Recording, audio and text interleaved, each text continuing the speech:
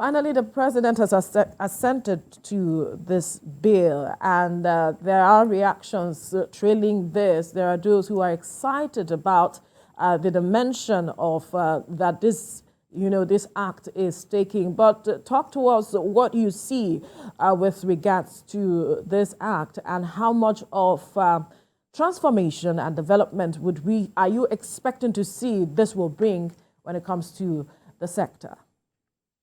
Okay, thank you very much. What the president has done is to sign an amendment to the current law. The law passed about 9 months ago, the Electricity Act. This is an amendment to that act to sort of legislate corporate social responsibility. Corporate social responsibility in that sector was left to the operators, but with the law, there's now an obligation. The obligation is to reserve 5% of the actual operating expenditure for the previous year. So it won't directly impact power generation, but it will indirectly, because it then means that it has the potential to reduce arson, destruction of power equipment, and also it supports or provides further strength to the provisions around electricity theft in the Electricity Act. So what it does is indirectly, it's part of the solution to the problem, but not the solution itself, such that when other things such as gas and distribution infrastructure, market discipline are in place, it then means that people in those host communities will be well taken care of, and then will sort of protect the infrastructure and equipment in their area. So it's part of the solution to the problem, but not the solution in itself. So it's a good thing, generally speaking. There are debates. We can get into those. Issuance of licenses by state electricity boards. Are you convinced, states are up to the task of managing power in terms of, managing power generated within their jurisdictions? Well, I think everyone will go through a learning curve, to be honest. I think some states will. I don't think every state will or should. And that's the beauty of federalism. Federalism is such that each state will act to the extent of its capacity and strength, and then rely on the federal government to support where it has areas of weakness or areas of weaknesses. I think that some states will succeed. A few states will succeed. I don't think every state will succeed. But in even succeeding, those states need to understand why it hasn't succeeded on a larger scale when centralized at the federal level. If we understand those problems and then find solutions, it makes things better. So to answer your question, I think a few states should and can, but I'm not sure every state has the capacity. Now, let me take you back to the statement you made earlier on, saying that the Act actually talks about solution, but not the solution itself. And you say that this is quite debatable. From your perspective, what is missing that is not really the solution that you're not finding here? Okay. So the point I was making is, recall that we have the Electricity Act 2024 itself. 2023 itself, and then we have an amendment.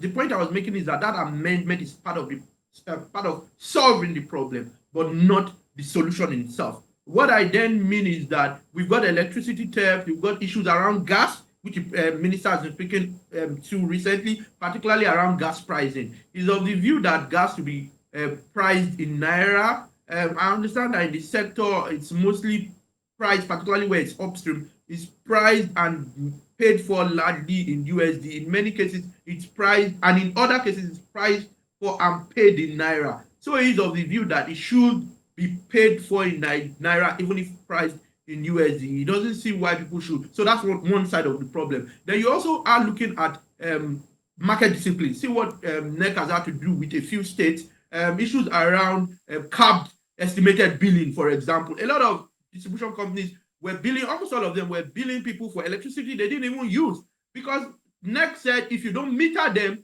then you cannot bill them beyond a particular quantum and ultimately amount. But they were all doing what they wanted to do, So that was a problem, and that's part of solving the problem, because if you do not meter people, then there's no incentive for the distribution companies to provide meters to supply electricity, it then means they can determine that in this area we want to make 2 billion, and they just apportion bills without people having meters. But now with that punishment, I understand about 10-11 billion will be deducted in their next revenue cycle. You understand? So that's one of the solutions. So we have a myriad of problems, and I have just said that this is one of the solutions, ensuring that in those host communities, the citizenry, the said residents of those communities then take care of the infrastructure. And I think that's a carrot for them. There is already the stick in the Electricity Act around electricity theft and the punitive measures that can be taken. And ultimately, the detail is in implementation. Like I always like to say, we have some of the best laws, some of the best policies, and I think this is a very good law. I mean, there's the issue whether it should be profit after tax and all of those debates.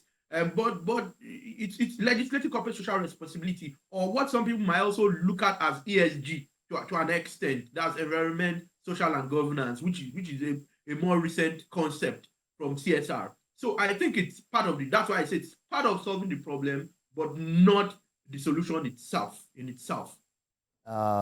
Generate electricity or regulate, not regulate, but generate or have sufficient resources to power up. But other states which are disadvantaged, what do you think they can do? Is that to say that people who reside in those states might not be able to enjoy or benefit from this latest act?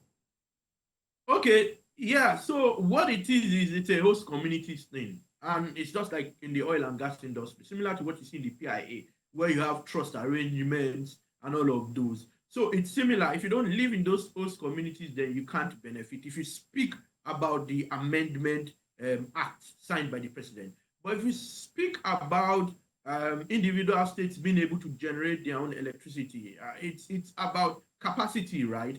So if more people get off the national grid, for example, or get off the back of NERC, it then means that the fewer people, the fewer the better for NERC, the fewer the better for the federation or for the federal government to be able to cater to, rather than catering to a mass of people. You have fewer people because a lot more people who have the capacity to do their own business are then facing their own business. And like I said, that's the fun in federalism. If you go to any federal system, whether it's Canada, whether it's the US, it's the same system. If you have the capacity, you do it. If you do not have, then the federal government steps in to support your state, because not all states develop at the same level. So it's in two parts. That new amendment, not for everyone if you are not in the host community.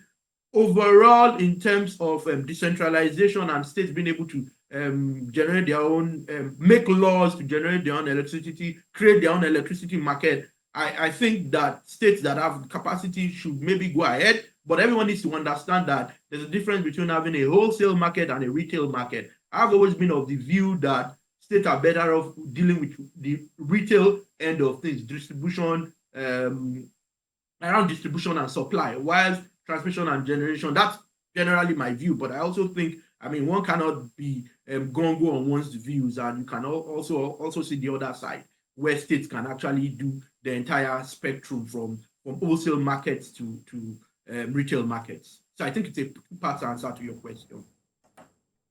Why so? Yeah, so because if you speak to the Electricity Act, the amendment, host communities, if you speak to the broader issue of states being able to generate their own electricity, then it's 4 states that have the capacity to do, and the federal government will continue to support those which do not have the capacity. That's why you have a federal system of government. That's the point I was making in summary.